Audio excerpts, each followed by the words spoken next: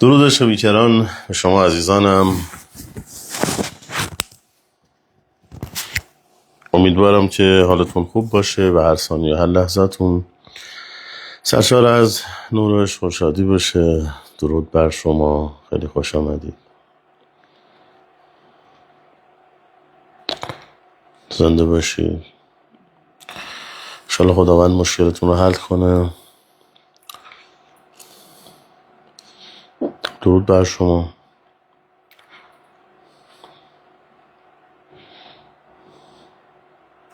درود و عشق بر شما. درود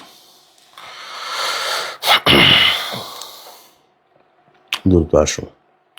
خیلی خوش اومدید.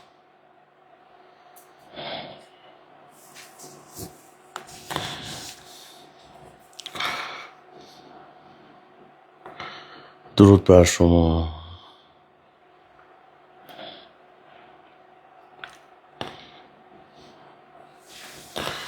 درود. زنده باشید. ممنونم.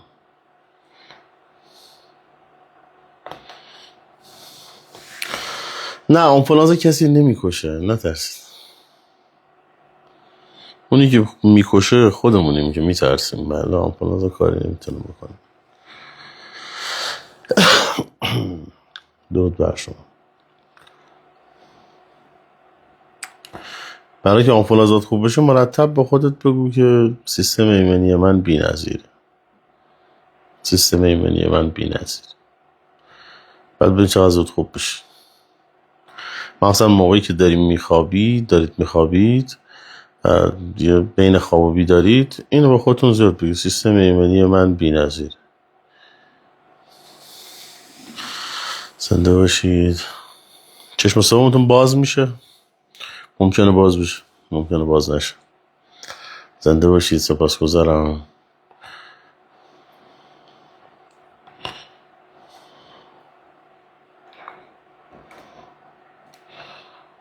درود بر شما.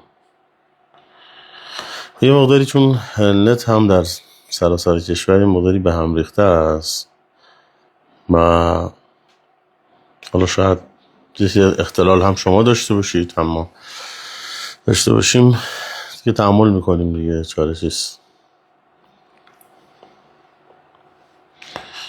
خب بحث امروز ما به هم ریختگی هم مرتبطه که این به هم ریختگی از کجا میاد و چه شکلی در جریان‌های فتنه، اصطلاحاً در جریان‌هایی که حقیقت پشت پرده رو نمیدونیم، بتونیم حرکت بکنیم. خیلی مهمه. زنده باشی. سپاسگزارم.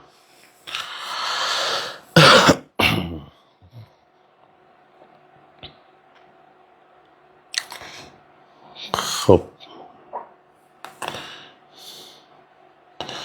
سر به راه شدن پارتنرتون چه کار کنید؟ کسی که سر به راه نیست تو نمیدونی سر به راه کنی. همیشه بدونید تنها راهش اینه که وداع کنید چه سر به راه بشه. و الا کسی که یک مدلیه انتظار تغییر آنچنان یادش نشد، مگر اینکه او واقعا عاشق باشد که حالا یه تغییری به خودش بده. چه اونم شذ و قل، اصطلاحاً کم گیر می آید چنین مسئله. چشم سوم میگیم، توضیح میدیم. سپاسگزارم بچه‌ها. ولادت با سعادت آقا امیرالمومنین رو هم منم به شما همه عزیزان تبریک میگم. به مردان این سرزمین و مردان بی‌نظیر این سرزمین تبریک میگم. به همه عزیزان، پدران، مردان، مرد کوچولوهایی که هنوز مرد نشدن، خلاصه به همه، فرق نمیکنه.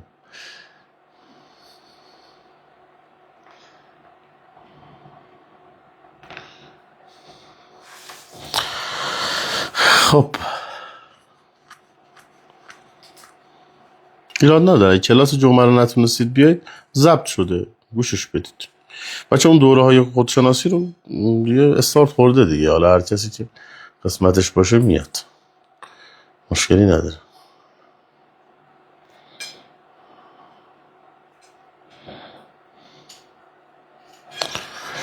به واتساپ و تلگرام پیام بدید برای این قضیه مسائل دوره ها و غیره، به همون شماره پیام بدید. زنده باشید. سپاسگزارم. همچنین بر شما هم مبارک باشه این روز با برکت و نورانی.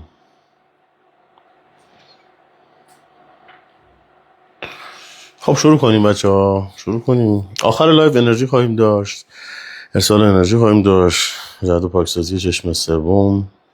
بحث لایو ما پیرامون چشم سوم و اصطلاحاً در مرحله این هفته کلاً میخوایم پیرامون این قضیه صحبت کنیم که حقیقت یا واقعیت چیست، که چه شکلی میتونیم به واسطه چشم سوم دست بهش پیدا بکنیم و اصلا چه راهکارهایی داره. میخوایم پیرامون این قضیه ها صحبت کنیم انشالله.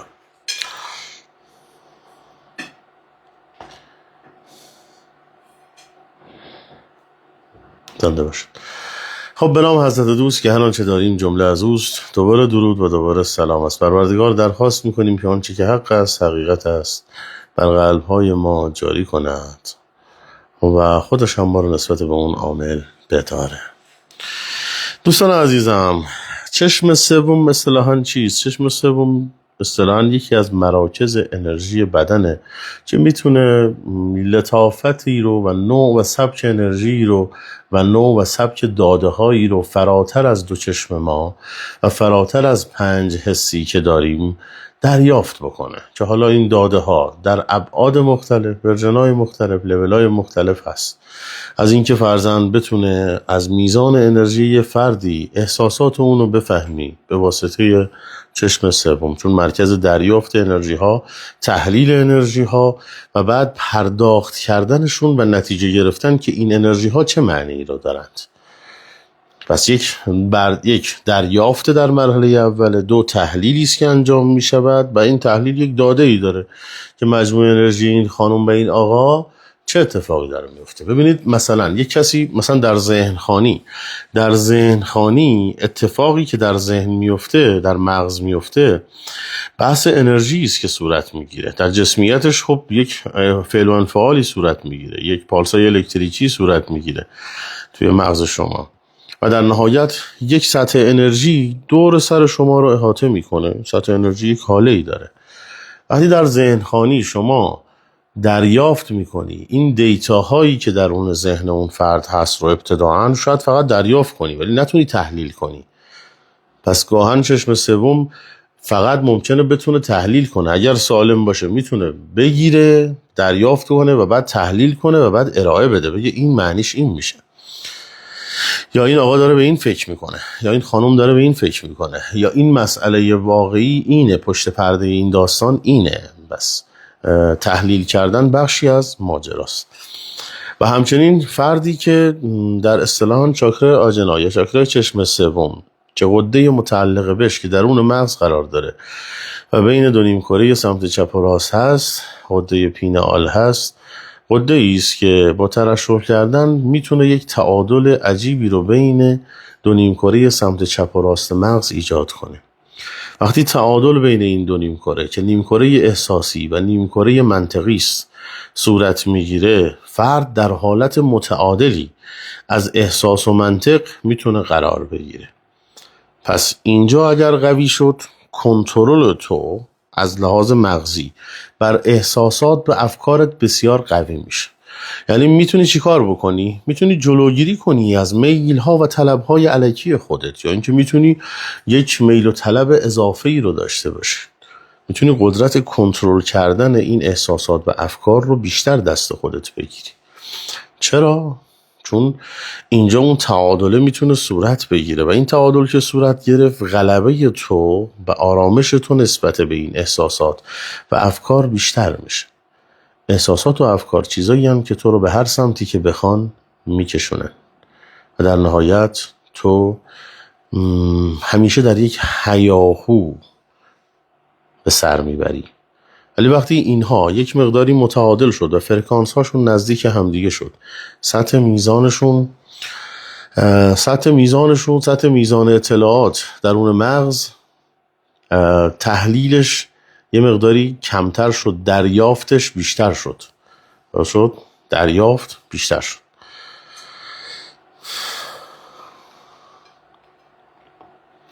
خب میتونه روی همه چیز ما تأثیر داشته باشه. چرا؟ چون فرماندهی ما در قسمت مغز قرار داره و اینجا میزان انرژی مغزی ما تعیین میشه و تبیین میشه. پس میتونه کنترل کامل روی تمام انرژی های چاکراهای پایین یا مراکز انرژی پایین و همچنین روی تمام جسمانیت خودت داشته باشه. یعنی میتونه روی قلب تو، روی غدد درون ریز تو، میتونه روی کلیه های تو، میتونه روی هر چیزی تأثیر بذاره. برای چی میگن این قدرت و داشتن چشم سوم قدرت است؟ درست شد؟ داشتن چشم سوم قدرت است. داشتن چشم سوم قدرت است به چه معنایی است؟ چشم سوم باز است به چه معنایی است؟ اینا همش مهمه که بدونید. درست شد؟ همه اینها مهمه که بدونید. گاهن مثلا دیدن هر چیزی در عالم خارج یا 4 جونور در عالم خارج، این نشان دهنده این نیست که یک فردی در یک کمالی یا حتی درست و حسابی چشم سومش باز باشه. و اصطلاحاً فرد میتونه به اتصال به یه سری از منفی ها و غیره این چشم سومش باز شده باشه که این به درد ما نمیخوره واقعا. اینترنت همه داغونه تقریبا. اینترنت همه داغون. یه چیزی باب شده توی ماجرای چشم سوم. میگن آقا دنبالش نباش خطرناکه فلانه بهم. چشم سوم مغز دیگری از توست که قدرت تحلیلش 1000 برابر بیشتر مغز توست. چرا نباید فعال بشه؟ میشه به من بگی چرا نباید فعال بشه؟ شما وقتی که قدرت چشم سوم رو در مراحل ابتدایی داری، قدرت تحلیلت 10 ها و 100 ها برابر میشه. قدرت تحلیل همین مغز بیشتر میشه، تمرکز تو بیشتر میشه، حافظه تو قوی تر میشه، قدرت تحلیل اصلا مادیاتت قوی تر میشه از لحاظ مغزی. چرا نباید فعال بشه؟ میشه به من بگید چرا؟ نه تو میری تاریکی ها رو میبینی، چیزهای بد رو میبینی. نه کی گفته ای بلد باشی داستانو؟ چرا باید تاریکی رو ببینی؟ ذهن تو یک ابزاری است که تو باش میتونی متصور بشی. درست متصور بشی هر چیزی رو که بده و میتونی یک دیو و هیولا رو باش تصور کنی و ذهن تو یه چیزی است که میتونی باش فرشتگان رو متصور بشی. و اگر در عالم خارج توی دور تو چشمهای تو میتونی به بدترین منظره نگاه بکنی و از اون منظره زجر ببری، میتونی به منظره زیبا نگاه بکنی. در چشم سوم هم همینجوره. تو قراره به چی نگاه بکنی؟ برای چی میخوایش؟ اینا مهمه. درست شد؟ اینا مهمه که نه اگر باز شود موجودات غیر ارگانیک میبینی، نه بعد آموزش ببینی، بعد آموزش ببینی و بفهمی ماجرا از چه قرار. آموزشش هم سخت نیست، چیز سخت و لاینحلی نیست. در نهایت میزان طلب تو مهمه که تو چقدر با این چشم سوم چه چیزی را طلب میکنی. اگر فقط دنبال قدرت باشی، قدرت در تاریکی هم هست. به خاطر این اولین کسی که میاد به تو پیشنهاد میده تاریکی است، میاد به تو پیشنهاد میده. اکثر افرادی که چشم سومشون بازن به واسطه تاریکی بخشی از ماجراها رو میبینن، یعنی باز شده است که لینک بشن به تاریکی و تاریکی از اینها استفاده بکنه و همون موجودات غیر ارگانیکی. به خاطر این میگم طلب تو مهمه. اگر تو طلبت اینه که با این چشم سوم حقایق عالم هستی رو ببینی، ضعف و مشکلات خودت رو ببینی و قدرت تغییر تمام مشکلات خودت رو داشته باشی، هرگز چیز تاریکی نخواهی دید. هرگز قرار نیست چیز تاریکی ببینی، چون تو چشماتو گرفتی اون سمتی که میخوای. ولی اونی که دنبال قدرته، اونی که دنبال چپاوله، اونی که دنبال اینه که یک کسی رو مجبور به کاری کنه، اونی که دنبال اینه که پارتنرش رو به زور برگردونه، اونی که دنبال این داستاناست که زور بگه به مردم، مسلم دنبال تاریکی میگرده و ابتداعا تاریکی میاد بهش پیشنهاد میده. ولی اگر شما قصدت این باشه که قدرت داشته باشی در راستای معرفت خداوند، در راستای معرفت جهان هستی، در راستای این که راه خودت رو به بهترین وجه پیش ببری، مال، ثروت، دنیا، همه چیز رو داشته باشی، ولی در راستای درستش، نه به هر قیمتی، نه به هر قیمتی. هیچ ضرری که ندارد. مثل این میمونه که سی پی یو 2 هسته‌ای تو برداری، حالا یه سی پی یو 100 هسته‌ای بذاری جاش. تو حاضر نیستی یه ارتقای سی پی یو داشته باشی برای خودت؟ یه ارتقای سی پی یو داشته باشی، اضافه از این کامپیوتر 500 سال پیش در بیای تبدیل بشه به ابر کامپیوتر. حالا تو این ابر کامپیوتر قابلیت ان هزار تا برنامه نویسی و ان هزار تا داستان داره. درست ان هزار تا داستان داره. و بعد خود همین چشم سوم ان تا پرده داره ماجراش. یعنی در نهایت در 49 پرده، 7 پرده، هر پرده‌ای 7 مرحله، در 49 مرحله و بعد از 49 مرحله تازه داستان شروع میشه.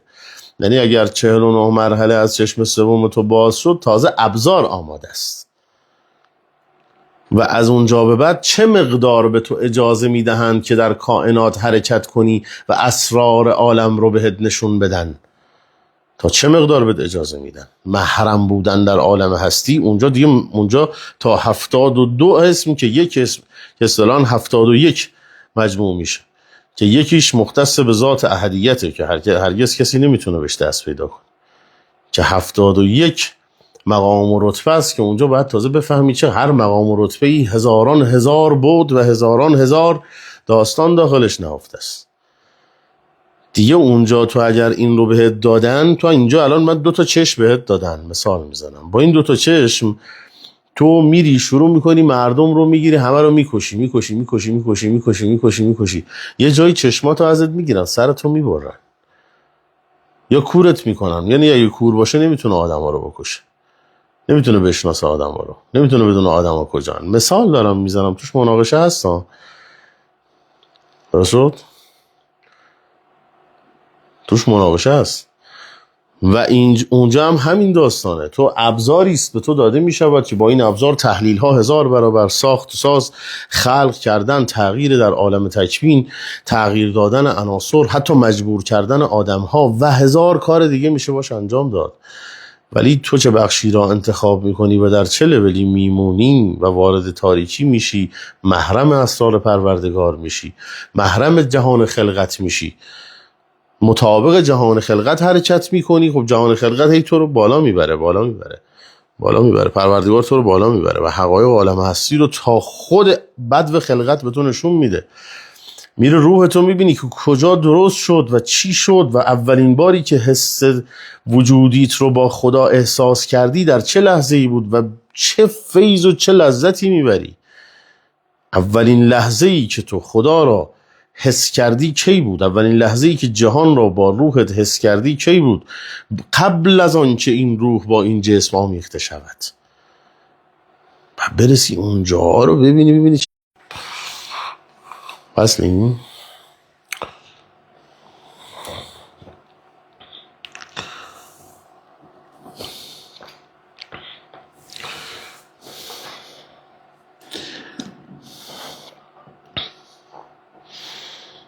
خب واسه اوکی.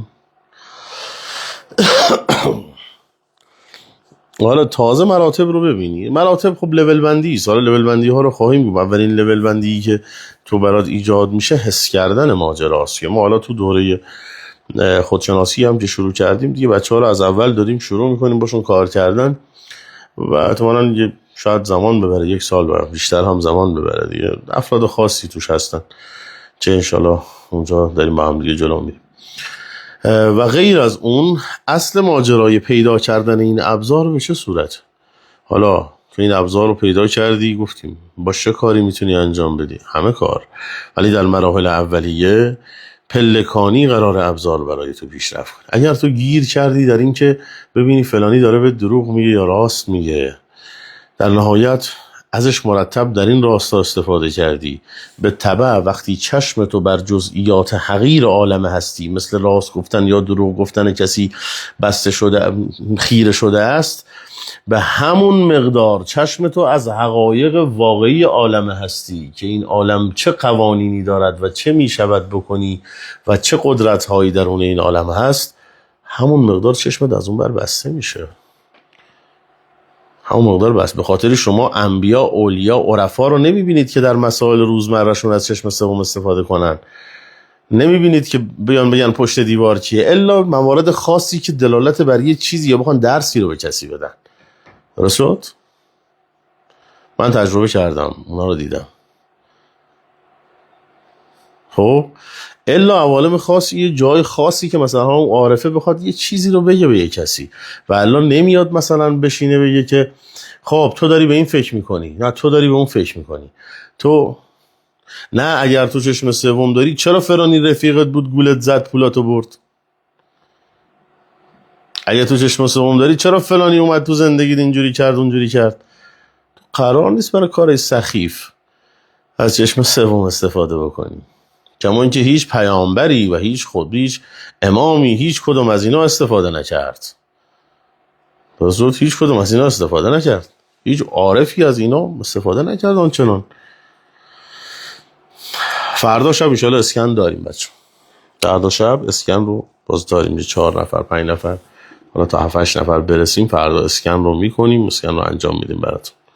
حالا امشب هم یه پاکسازی عمیق رو کنار هم خواهیم داشت، یه هفته حالا هم پاکسازی رو سعی میکنیم داشته باشیم، هم اسکن، حالا یه سری موارد دیگه هم که کنار هم خواهیم داشت. خب پس بچه‌ها ماجرا چجوری شد؟ این نیست که تو بیای استفاده کنی از جزئیات. اگر استفاده کردی، نه که نتونی، نه میتونی، قدرتشو داری، ولکن اگر چسبیدی به 4 تا قاقالیلی اصل حقیقت عالم هستی، از دستت میره، ارزشی نداره که بخوای ببینی فلانی داره مثلا آیا فلانی به من خیانت میکنه یا نمیکنه. حالا اگه میکنه خب من طبقش همونجوری تو دنیا عمل میکنم، اگر نمیکنم بازم طبقش همونجوری تو دنیا عمل میکنم. حالا ببینم میکنه یا نمیکنه، این ابزار قدرتمندی که باش میتونم خودم رو تبدیل بکنم به کسی که اگر فلانی بهم خیانت کند مهم نیست، اگر نکند چرا خودم رو خودم کار نکنم، چرا بذارمش روی یه چیز دیگه ای، چرا نیام خودم رو درست کنم. درستو؟ چرا نیام خودم رو درست کنم؟ پس باید بیام خودمون رو چیکار کنیم؟ درست کنیم. اصل داستان اینه.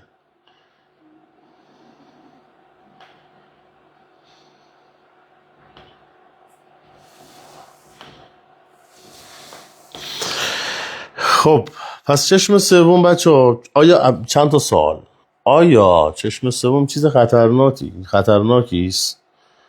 خیر، چشمای تو خطرناک نیست، ولی اگه با این چشمات تو آدم قاتلی باشی چشمای تو خطرناک. تو میخوای باش چیکار؟ آدمی که پشت این چشماست مهمه. درست شد؟ آدمی که پشت این چشماست مهمه. این آدمه اهمیت داره اصطلاحاً.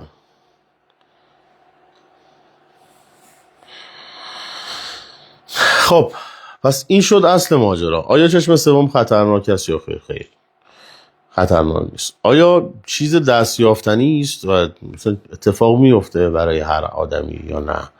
بله، خیلی راحت هم میتونه اتفاق بیفته، ولکن باید بلد باشی، راه رو بدونی و زور نزنی. اصلا زور زدنی در کار نیست. شما وقتی که به دنیا میای اصطلاحاً بچه‌ای که به دنیا میاد یه نوزادو بذار توی دست یه آدمی که سطح انرژی منفی کثیفی داره، نوزاد شروع میکنه به تقلا زدن، تقلا میزنه، حالش بد میشه. همین نوزادو بذار تو بغل یه آدمی که پاک آرامش داره فلانه، میبینی نوزاد خوابش میگیره. یه دونه گربه رو ببین، یه دونه آدم به درد نخوری که باشه گربه ازش فرار میکنه، گربه خونگی رو میگم. یه آدم درست حسابی هم که میاد گربه میاد کنارش میشینه میخوابه.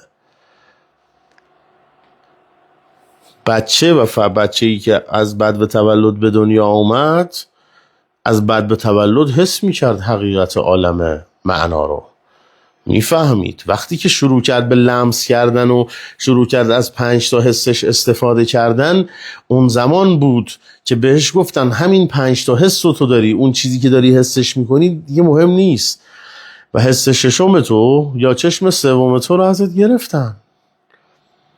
گفتن آقا نیستش، هرچی دیدی درسته به چشمت، هرچی شنیدی درسته.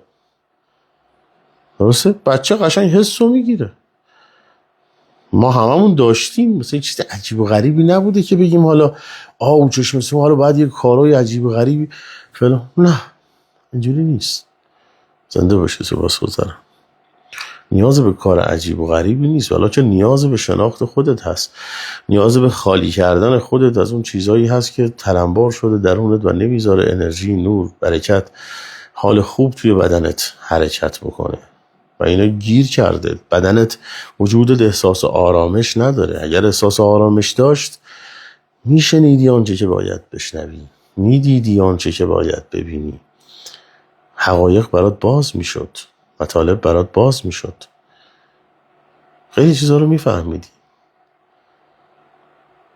پس داستان به این صورته بچه ها، حواستون باشه در همین پروسه‌ای که الان ما قرار داریم و هستیم، در همین پروسه حساسی که حضور داریم و داریم نسبت بهش هر کسی یک جبهه‌ای میگیره و هر کسی داره یک کاری رو انجام میده.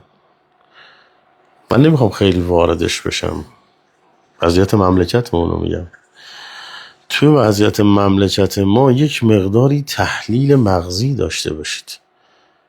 درست، تحلیل مغزی. من کلی میخوام بگم، نمیخوام بگم چی کنید چی نکنید. وقتی که میگم چشم سوم باز بشود، چشم سوم وقتی باز میشه دیگه نه احساس تو، یعنی نیمکره راستت نه نیمکره چپت زوری بر تو ندارند.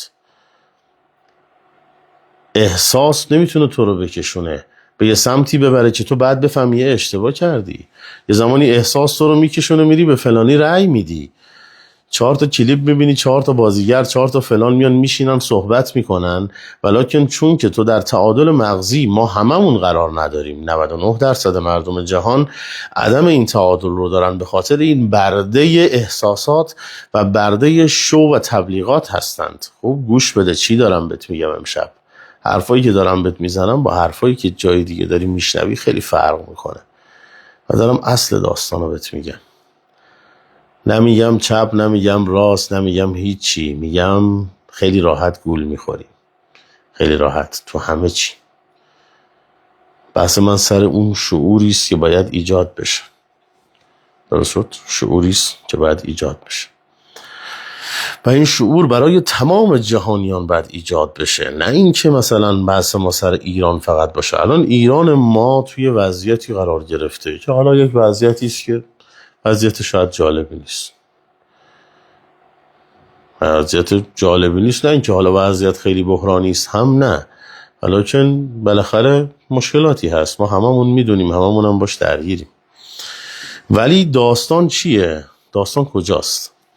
چرا این اتفاق ها میفته و چرا اینجوری میشه و در این موقعیت ها چرا انتخاب های غلط سبب میشه که ما کارهای غلط انجام بدیم؟ چرا ما انتخاب های غلط میکنیم بچه ها؟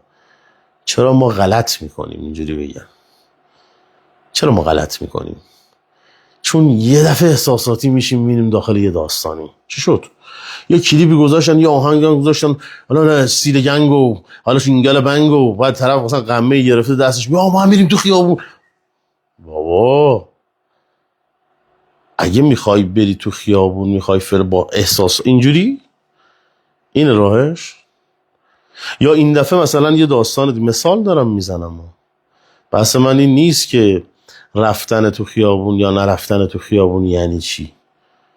بحث من اینه که تو انتخابت بر اساس چه آگاهی است. خوب گوش بده حرفمو. انتخاب تو بر اساس چه آگاهی است و داری چجوری فکر میکنی؟ با 4 تا ترانه و 4 تا نمیدونم آهنگ و 4 تا موزیک و 4 تا فلان جو میگیره طرف. آقا جو میگیرتش. این جو گرفتگی از کجا میاد بچه ها؟ از عدم عقل.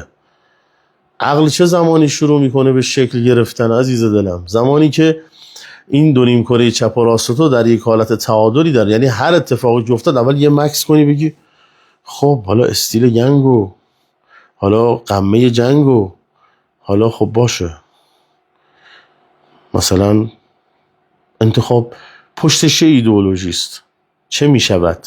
چگونه است؟ یه 10 دقیقه 5 دقیقه براش وقت بذارید، یه 2 ساعت کتاب بخونید، 2 ساعت مثلا مجله BBC فلانک میاد حرف میزنه اینجوری میکنه، اون یکی اینجوری میکنه، این خبرگزاری یه چیزی میگه، اون خبرگزاری یه چیزی میگه، با احساسات من و شما بازی میشه و بعد این احساساتی که باش بازی میشه ما انتخاب میکنیم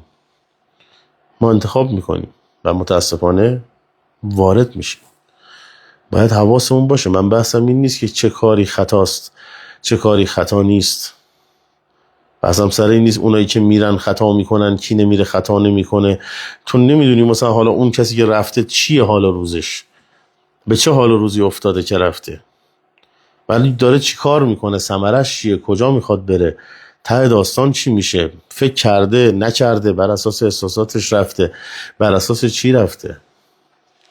و مغزی که پر شده است این احساسات بود، مغزی که برنامه ریزی شده است این بدتر از احساساته. یعنی چی؟ یعنی یه پروسه‌ای روی مغز شما کار میکنن و یه سری داده هایی رو به مغز شما میذارن و براتون تو مغزتون یه سری داده هایی میذارن. درست شد؟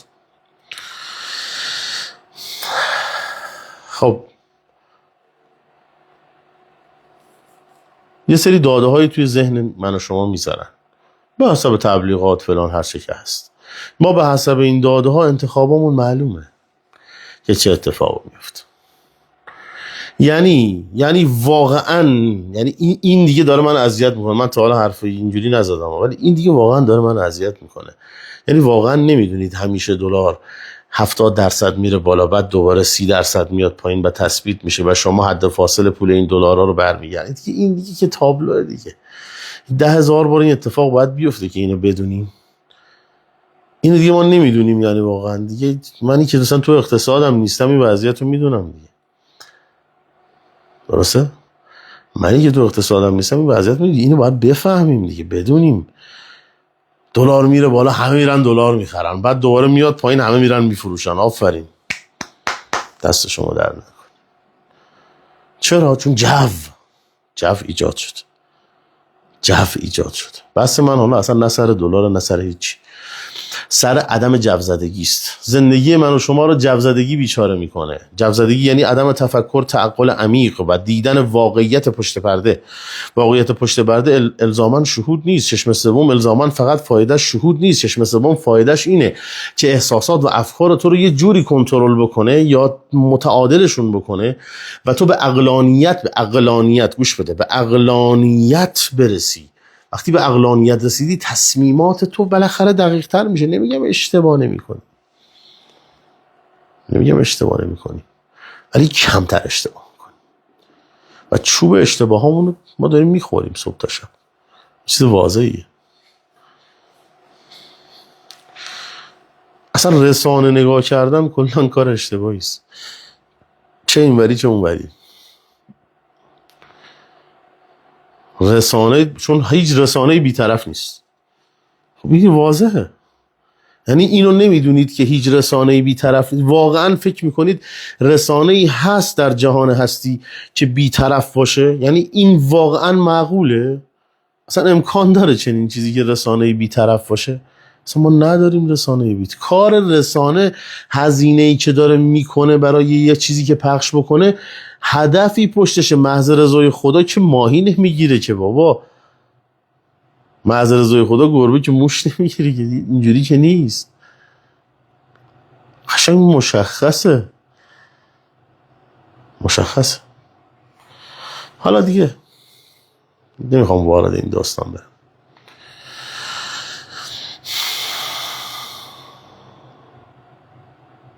حالا رسانه خیلی چیز بعدیه بچه.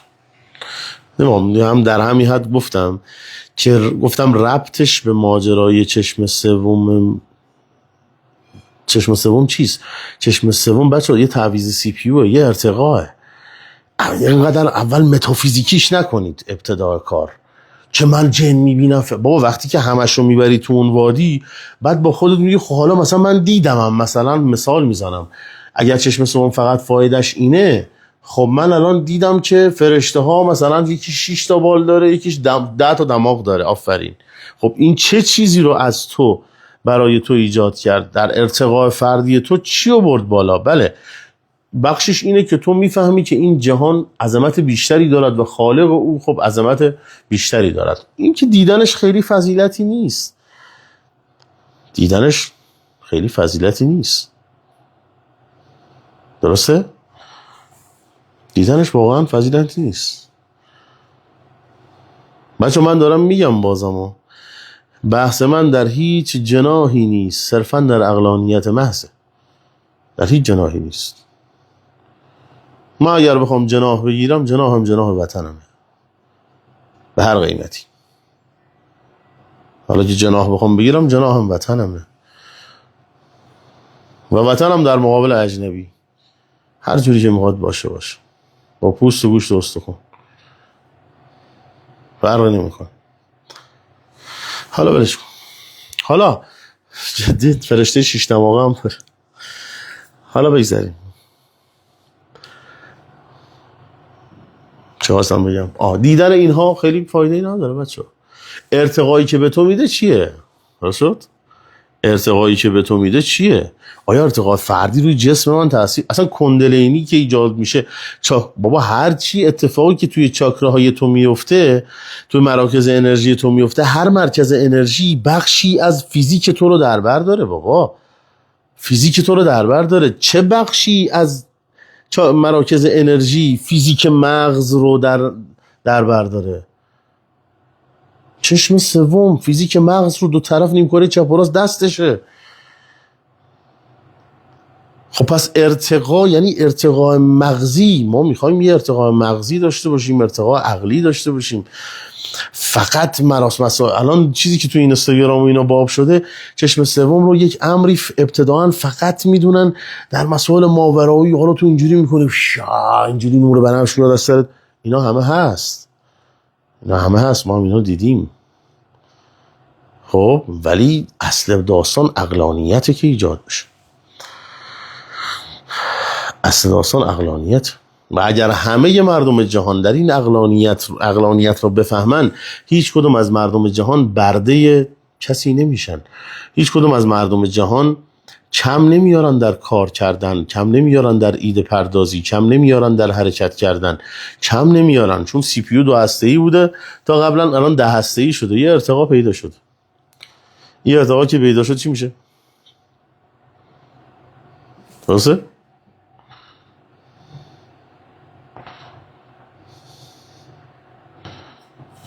یه ارتقا پیدا میشه. ارتقا که پیدا شد، این قدرت تو بیشتر میشه. و بعد این مرکز فرماندهی وقتی قدرتش بیشتر شد، قدرت کنترلش بر تمام اعضای داخلی و احساسات درونی و غدد درونیز داخلی که تمام احساسات تو رو از لحاظ فیزیکی تولید میکنن و در خون ترشح میشه، هر هورمونی که مناسب با هر احساسی است، همه اونها هم در کنترل تو در میاد. یعنی تو در یک لحظه‌ای که خشم داری، در همون لحظه میتونی خشم نداشته باشی و ببندیش ماجرا. در یک لحظه که احساس ناامیدی داری، در اون لحظه احساس ناامیدی رو ببندی. درست شد؟ میتونی ببندی. پس این قدرت کنترل رو به تو میده ابتداً که تو رو قدرتمند کنه. تو فرمانده رو داری بالا میبری. چشم سوم یعنی یک فرمانده قوی ساختن.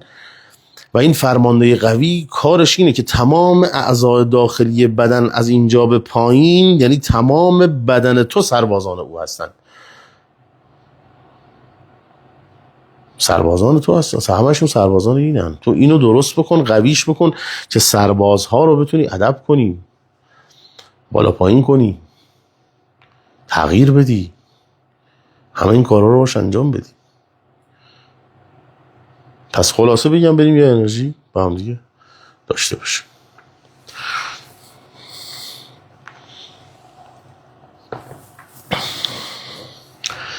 من از شهودان بگم که چی بشه بچه، چه اتفاقی بیفته. از شهودان بگم که مثلا آره شهود الزاما لازم نیست. تو عقل داری، ما عقل داریم، قلب داریم، حس میکنیم، میفهمیم، درک میکنیم. اینا همه میفهم. الزاما لازم نیست که خداوند با مثلا جبرئیل و میکائیل و اسرافیل رو تو به جا ببینی بعد ایمان. نه، اصلا نیازی به این چیزا نیست. خب بگذاریم.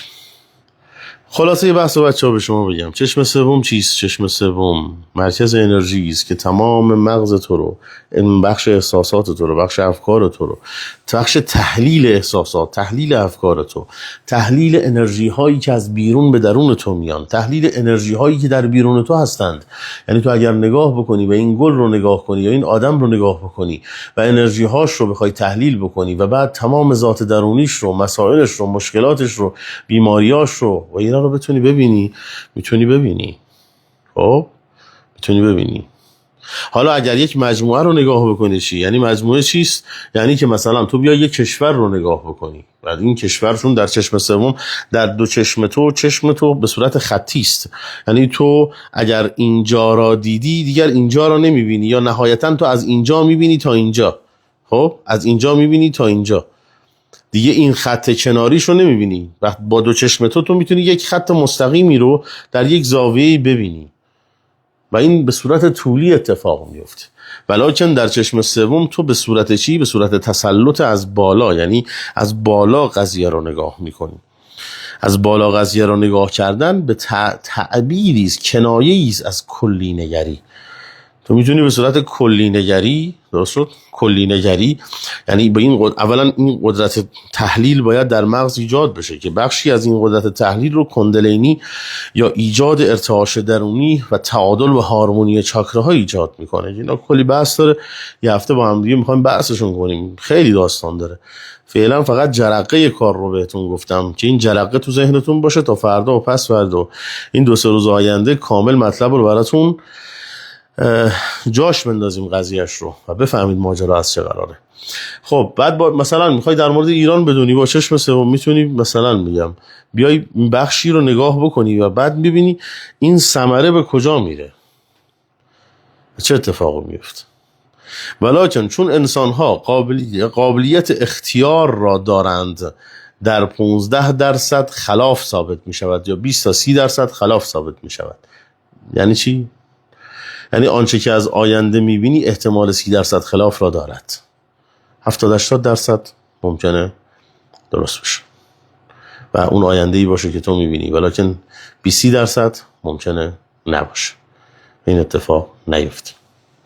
چون گاهی تغییراتی به واسطه انتخاب‌های از نوع بشر ایجاد میشود و اون موقع داستان فرق میکنه، داستان متفاوت میشه. خب حالا بگذاریم. پس شد این ماجرا. و چشم سوم فقط برای این نیست که تو همه آنچه که از بیرون هست و وقتی دریافت بکنی یا آنچه که از درون خودت هست دریافت بکنی، تحلیلش هم با چیست؟ با چشم سوم. و تحلیل البته به مغز داده میشه و در نهایت تحلیل داده میشه به مغز و مغز هم با چشم سوم ارتقا پیدا میکنه. امکان نداره تو چشم سوم ارتقا پیدا کنه و از لحاظ سی پی و مغزیت پایین بمونه. اگر چشم سوم تو درست و حسابی اصولی رشد بکنه، به همان میزان عقل تو بیشتر میشود. عقلت مهم اینه، این فرمانده مهمه، اینو باید ببری بالا، فرمانده رو باید قوی کنی. همین. چشم سوم بخش اولیش تغییر در جسمیت عقلانیت شماست. درست شد؟ تغییر در این جسمیت. اوکی؟ خب بریم بچه ها. چشم دعا میکنیم براتون. حالا میگیم یه هفته هستیم خدمتون هستیم، توضیح میدیم شرایط رو چیه، نشانه ها چیه، چه شکلی باز میشه، چه اتفاقایی میفته. ولی این سلسله لایو ها رو باشید و یه بار برای همیشه این داستان رو درست حسابی با هم دیگه بررسیش بکنیم.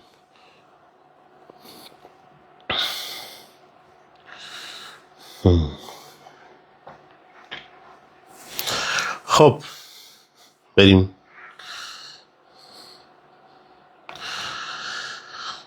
هر شب لایو داریم به مدت معمولا از شنبه تا چهارشنبه ما لایو داریم ساعت 11 این هفته هم انشالله سعیمون بر اینه که لایو داشته باشیم تو همین ساعت. خب بریم بچه ها برای بس ارسال انرژی و از خداوند درخواست بکنیم که آنچه که از نور، رحمت و عشقش هست رو اول یه دعای دست جمعی بکنیم، بعد بریم برای ارسال انرژی. نظرتونه؟ پروردگار، از تو درخواست میکنیم که به لطف و رحمتت آنچه که از عشق، از عقلانیت، از شعور، از آگاهی، از آرامش، از برکت، از فراوانی، از امنیت، آنچه که از خیر که ما نمیدانیم و برای مملکت ما خیر است را بر تمام این مملکت و مردم عزیز این مملکت و بر تمام عزیزان این مملکت نازل و جاری گردانی و حفاظت خودت رو همیشگی از مردم ایران و ایران زمین که قلبهاشون در هر حالی برای تو میتپد. شاید حالا یه 2 تا لایی کشیده باشیم خدایا این وسط ها، ولی هر چقدر که لایی کشیده باشیم خودت هم میدونی که ما هممون سال هاست و نسل هاست این مردم این مملکت به هر طریقی، به هر دینی، به هر وسیله عاشق درگاه تو هستند و ما در نهایت کسی جز تو نداریم. چه لطف و رحمتت ما رو نجات بده و این مملکت رو در آرامش، زیبایی، نور، برکت، فراوانی قرار بده. آمین. که البته به شما قطعا خواهم گفت که بعد از سختی که خواهیم کشید، قطعا به تعبیر قرآن ان مع العسر یسرا، بعد از سختی آسانی است. انشاءالله به لطف او آسانی، زیبایی، نظم، عدالت، همه چیز برای این مملکت جاری شد. خب و همچنین همه عزیزانی که اینجا هستن، بریم چشما رو ببندید بچه ها، توجه و تمرکزتون رو روی چشم سومتون قرار بدید.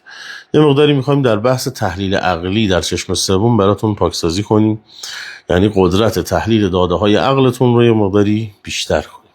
در این موقعیت ها به دردمون میخوره، استفاده میشه، واقعا استفاده میشه. به تعبیر امیر المومنین علیه السلام گفت کن فی الفتن کابن اللبون لا زهر فیلعب. گفت در فتنه ها مانند شتر کم سن و سال باش که نه دوش آن دارد که میتواند سواری دهد و نه آن که پستان دوشیدن دارد. و اینو گفتم برای اونایی که بفهمن که حواسشون رو جمع کنن. خب بریم بچه ها، چشما بسته باشه، تمرکزتون روی چشم سوم و همچنین دو نیمکره سمت چپ و راست، یعنی تمرکز روی سر باشه که انرژی قراره در این هیته شروع کنه به حرکت کردن و یک پاکسازی از مه مغزی، از پاکسازی از عدم این اتفاق. اینا حتما گوش بدن و توجه داشته باشن کسایی که نیاز به تحلیل مغزی دارن. بسیار عالی. شروع میکنیم با هم دیگه، میگیم که پروردگارا شفا و نور تو را میپذیرم. شروع میکنیم، چشما بسته باشه، توجه به چشم سوم و مغز. زمانی که تمام شد بهتون خواهم گفت. شروع میکنیم به نام و یاد پروردگار. لایو هم سیو میشه، نگران نباشید.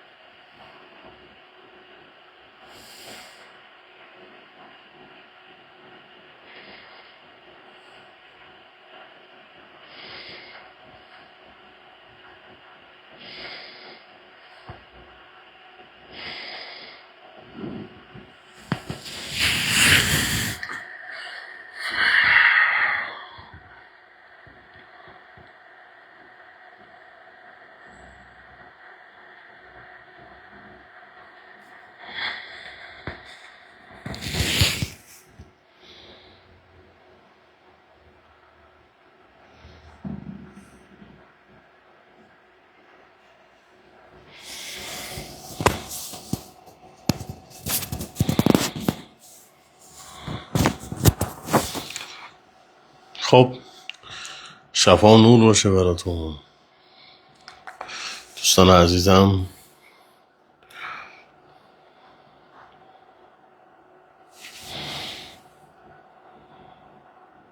وصلیم.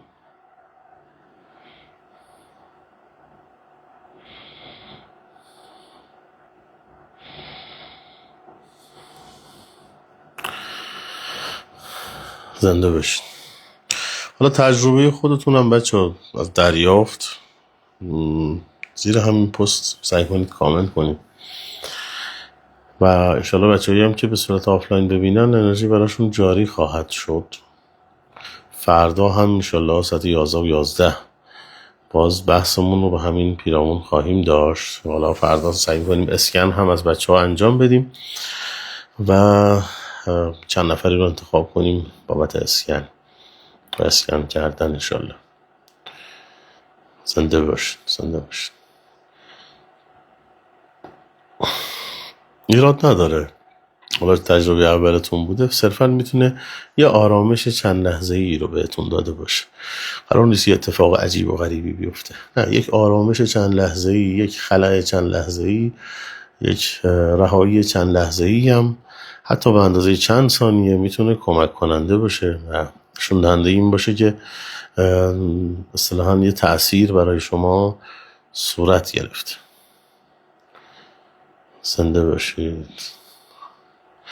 خب انشالله بچه فردا شب هم ساعت 11 و 11 حضور داشته باشید چون بحث بسیار عالی خواهد بود و حالا اون اسکن ها و غیره رو هم خواهیم داشت هم دیگه. دوستتون دارم. شبتون خوش باشه. یا حق.